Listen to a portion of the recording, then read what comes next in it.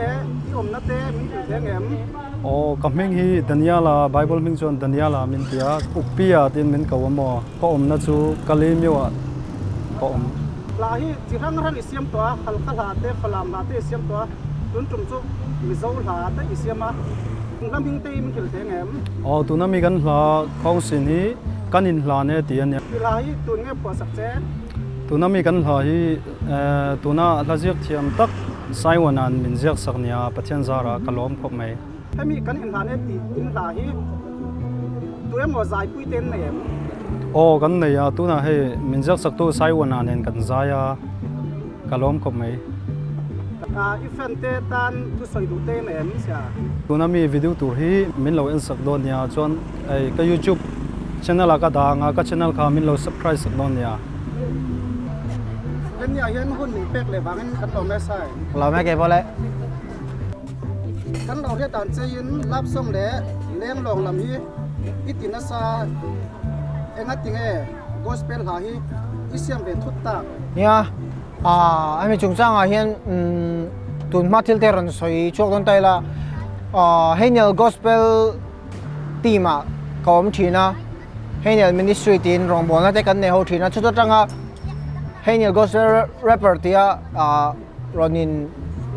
ron kal chau kha kam nia ma se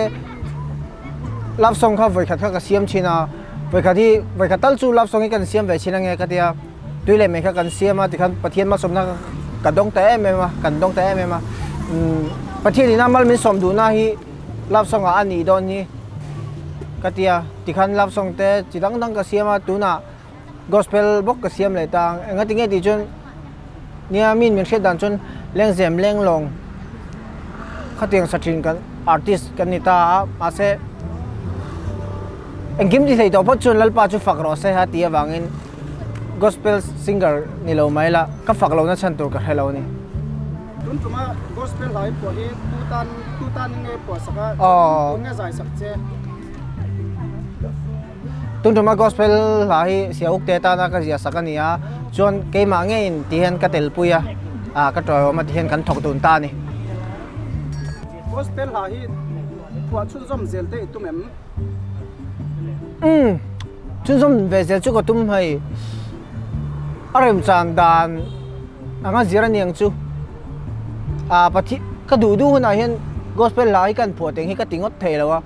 pathian ni na ti tura min ti hun hi om ve a chu mi hun a chun ka ti mai lap song nge gospel nge phon om so gospel ni phon om ka ni jok a chan chu lap song hi chu all sam ka tia chun enge la thu ya dang mi apuk theya gospel chu tiang hi ani khatiang kha ani chi alowa pathian fakna emo in fuina lam emo po ni se gospel hi ahara nom po nom ka tia ril ru po a hek defense tan sai du te ne em hei tu na gospel la community na voi khanan karon ti le do na hei hi mi lo ngai tlak sakula khong in mi lo share sakula sia uk pia channel te kha in lo subscribe anga chuan hei mei ba ka album hi ti show turi kala nei nuala khati show to min du sakna kalom hle a lo inen kol thaula lo damang seu ming ro we fucking ka sai zela